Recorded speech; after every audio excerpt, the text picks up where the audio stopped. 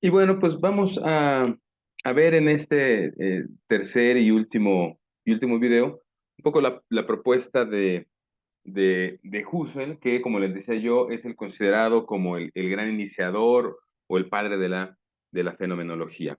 Así como Descartes, de Descartes la teoría crítica toma la duda o el método de dudar, la duda metódica como un punto de partida del pensamiento crítico, y de Hegel toma el cambio como una condición natural del proceso histórico.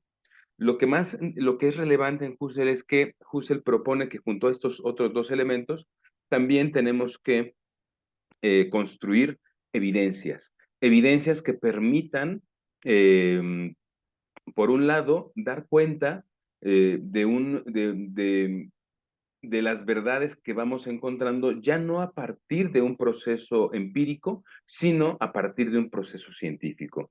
Recuerden ustedes, yo les decía, Descartes es el padre de la filosofía moderna. La filosofía moderna tiene diversas corrientes. Una de esas corrientes es el empirismo, y Husserl establece que en el empirismo como corriente de pensamiento tiene graves carencias, graves dolencias, y que a partir de eso, pues no es posible construir una verdad válida si no es a partir de obtener evidencias. Ya la obtención de evidencia, ya estamos en un paso todavía un poco más adelantado, pues ya plantea ese trabajo científico mucho más formal, trabajos de campo, etcétera, etcétera, ¿no? Husserl en principio es un matemático, ¿no? Pero él sostiene una idea muy interesante. Dice, es posible, ¿no? Él está buscando de alguna manera un fundamento que permita eh, em, solidificar o dar fundamentos sólidos a todo el conocimiento, sea este conocimiento proveniente de las ciencias naturales o provenga de las ciencias sociales. Y él plantea un problema, ¿no? Yo puedo sin ningún problema determinar cuántas aceitunas hay en un recipiente, ¿no? ¿Por qué puedo determinar esto? Bueno, pues lo puedo determinar porque la estoy contando, porque la estoy viendo. Pero con esta facilidad con la que puedo resolver o determinar cuántas aceitunas hay en un vaso, yo tendría que tener la capacidad también de determinar o de definir qué es la justicia, ¿no? Dice, sin embargo, la realidad es que cuando preguntamos qué es la justicia, vamos encontrando diversas respuestas, unas muy alejadas a otras, unas contradictorias, otras complementarias, y esto es porque estamos definiendo un concepto a partir de lo que nos dicen nuestros sentidos, a partir de la experiencia, pero la experiencia por sí misma no es ciencia. Regresamos a un ejemplo que yo les había puesto, me parece, en la sesión pasada, en el módulo pasado, que es cómo nos sentimos, cómo nuestros sentidos nos transmiten cierto tipo de emociones cuando, por ejemplo, trabajamos, en este caso yo les ponía el ejemplo, cuando yo trabajaba en la fiscalía y llegaba una persona con alguna situación compleja, los sentidos juegan un papel importante, y a partir de esos sentidos, esa experiencia que deriva de los sentidos, lo queremos asumir como una verdad. Esto no lo podemos hacer, evidentemente, en el derecho, ¿no? Sino que tenemos que construir lo que algunos llaman una verdad histórica, una verdad que esté arraigada a ese proceso histórico del que nos habla Hegel. Husserl establece precisamente esto: la experiencia por sí misma no es o no puede, no debe de ser considerada una ciencia, ¿no? ¿Por qué? Por un lado, porque la ciencia aspira a descubrir la verdad sobre el mundo, ¿no? Al transitar del modelo escolástico a un modelo racional, a un modelo científico, ¿no? La ciencia es el bastión a partir del cual estamos intentando descubrir las verdades en el mundo, ¿no? Pero la ciencia, desde el punto de vista de Husserl, se ha enfocado en modelos empiristas. La ciencia es empírica, es decir, depende de la experiencia. Pero esta experiencia, y aquí retoma él bastante lo que decía Descartes, está sujeta no solamente a presupuestos, sino también a puntos de vista, y además los sentidos nos pueden engañar. Los mismos sentidos pueden generar un mundo de ilusiones. Por lo tanto, no solamente o no solo desde la experiencia podríamos construir algo que es científico, ¿no? De este modo, la experiencia por sí misma no es ciencia. Por lo tanto, al igual que Descartes, afirma que se debe de dudar de todo. Pero no solamente debemos dudar de las verdades, sino que la única manera de determinar que esa verdad es válida no es solamente porque dudé de ella y a partir de una serie de silogismos o de argumentos llegué a su validez, no es solamente porque yo encuentre que esa verdad está determinada por un proceso histórico dialéctico, sino que además esa verdad me tiene que arrojar evidencias. Tengo que tener elementos palpables, ¿no? La evidencia es fundamental para el pensamiento de Husserl y por lo tanto también se vuelve fundamental para el pensamiento crítico, ¿no? Husserl afirma que frente a la experiencia debe adoptarse una actitud científica. ¿Qué es una actitud científica? Pues una actitud con cierta metodología, que parte de ceros, que no toma presupuestos sentados, ¿no? Es decir, que se acerca de manera realmente objetiva. Y a este enfoque él lo denomina fenomenología. La fenomenología es, pues, la investigación científica de los fenómenos de la experiencia, es decir, qué tanto estos datos que nos está dando los sentidos y que estamos transformando en experiencia, podemos validarlos a partir de un proceso científico.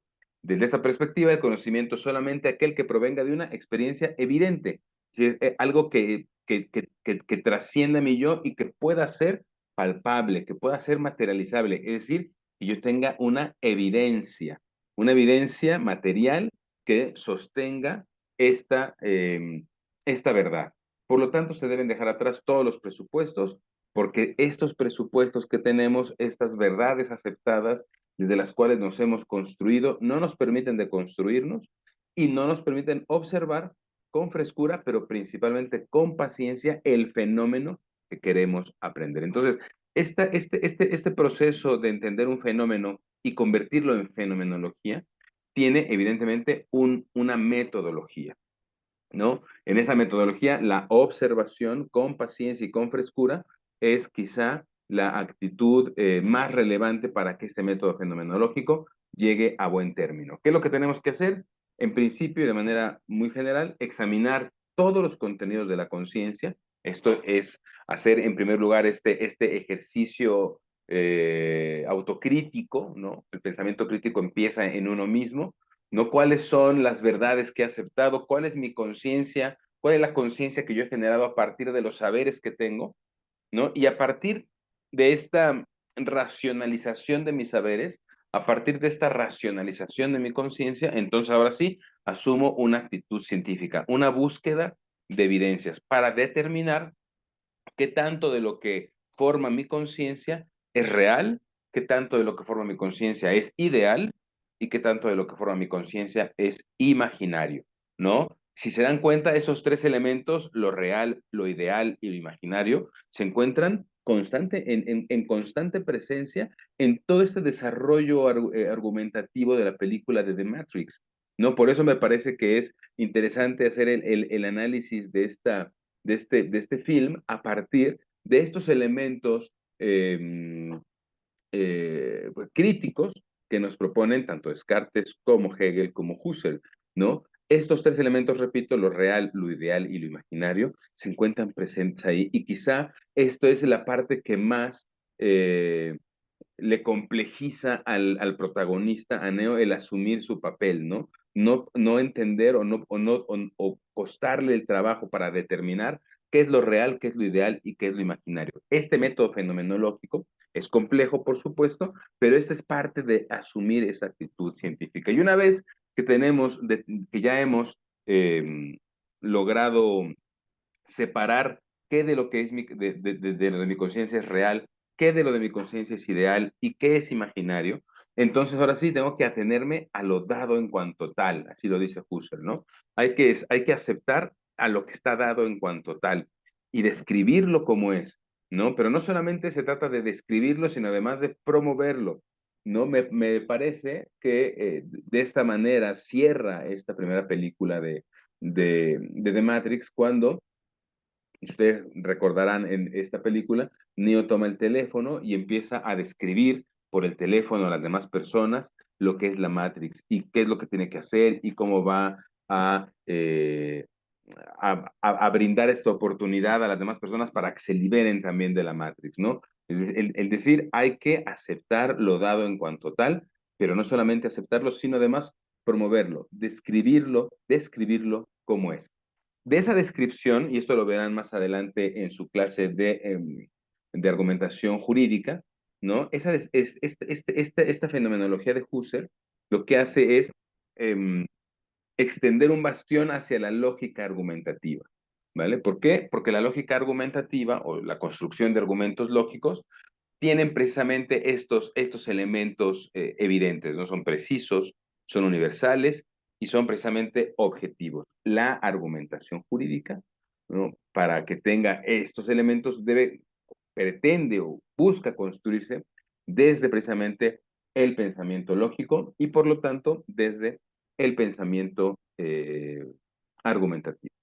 Bueno, con esto terminaría yo estas 3 sesiones. Espero que haya sido de cierta manera les haya dado muchos elementos para ya entrar, ahora sí de manera más formal, a analizar la escuela de Frankfurt, principalmente el pensamiento de Horkheimer y de Adorno, que creo que es importante, ¿no? Y con esto vamos conociendo precisamente estos elementos, este gran rompecabezas de cómo o de cuáles son las posiciones, las actitudes, las aptitudes también que debemos de o que buscamos ir construyendo en ustedes en esta formación jurídica para que cuenten con una formación o con un acercamiento crítico al derecho. Bueno, como ustedes lo saben, cualquier duda, comentario o queja lo pueden hacer en todas las vías de las que hemos hablado. Les mando un saludo muy afectuoso, esperando poderles ver pronto y ánimo en la semana.